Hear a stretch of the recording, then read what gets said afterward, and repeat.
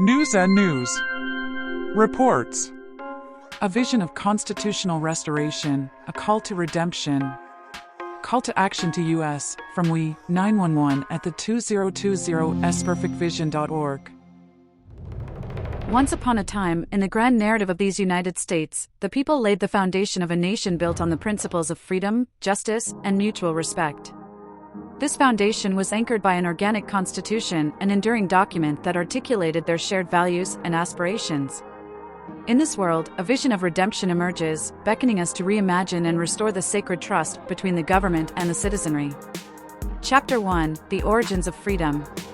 In the summer of 1787, the Founding Fathers gathered in Philadelphia. They were visionaries, intellectuals, farmers, merchants, and soldiers who had fought against tyranny for the right to govern themselves. Amidst heated debates, they crafted a constitution that would ensure liberty for all individuals regardless of their background, allowing for diverse beliefs and expressions. It was this organic constitution, a vessel of collective intent, that made room for all churches, all beliefs, free from the shackles of monarchy and religious dominance. Chapter 2: The First Amendment and the Birth of the Free Church. With a flourish of ink, the First Amendment breathed life into this vision, proclaiming, "Congress shall make no law respecting an establishment of religion, or prohibiting the free exercise thereof." This principle established a landscape where a free church could flourish, independent of the crown and the dogmas of the past. Each faith could thrive and evolve, free from the heavy hand of government interference. Here was the promise of America, a sanctuary where every individual could practice their beliefs harmoniously within a shared society. Chapter 3: The Shadows of the Civil War. Yet, as if caught in a tempest, the nation would soon face trials that would test its very fabric. The Civil War erupted, tearing apart the unity forged in the fires of revolution. Amidst the struggle for freedom and equality, the original organic constitution faced challenges that transformed its very essence. Adopting the Reconstruction Amendments, most notably the 13th and 14th, aimed to redefine liberty and citizenship. The 13th Amendment ended the abhorrent practice of slavery, while the 14th sought to enshrine a new conception of citizenship dominated by the pressures of corporate interests. As we delve deeper into our story, it becomes vital to recall, was the Article 5 provision an avenue to amend the Constitution ever properly invoked after the Civil War?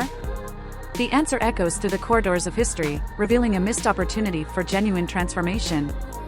Chapter 4: Erosion of the Principles. In the years that followed, a corporate shadow loomed large. The original innocence of the Constitution was chipped away by the very system it was meant to protect. The passage of amendments opened the door for economic control that sought to tether people to a cycle of debt, leaving many feeling like subjects, rather than sovereigns. Here, we find our ancestors longing for an emancipation that transcends material concerns, a redemption from the enslavement of economic struggle. They envisioned a society where every person, regardless of status, could claim their rightful place as a sovereign individual beloved by the cosmos. Chapter 5: A Call to Action. And now, dear reader, we stand at a precipice, staring into the future with the gift of hindsight. The organic constitution remains, the promise of freedom still flickers in the hearts of many. It is time to rekindle this flame, to envision a true constitutional restoration. Imagine, for a moment, invoking Article 5, a pathway rarely taken. What if people rallied together to initiate a movement? What if they called upon leaders like Donald Trump to champion a revival? Through a grassroots revival, we could revisit the essence of our founding, enacting true, all-encompassing emancipation.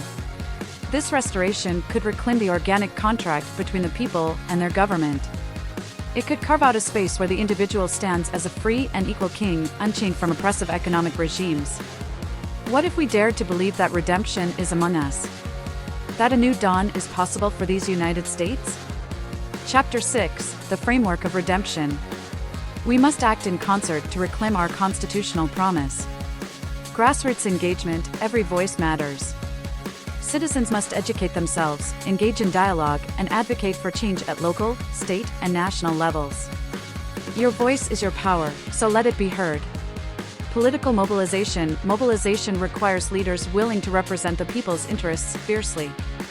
We can call upon contemporary leaders to echo the ideals of liberty, equity, and justice. Constitutional education. Understanding the organic constitution leads to empowered citizens.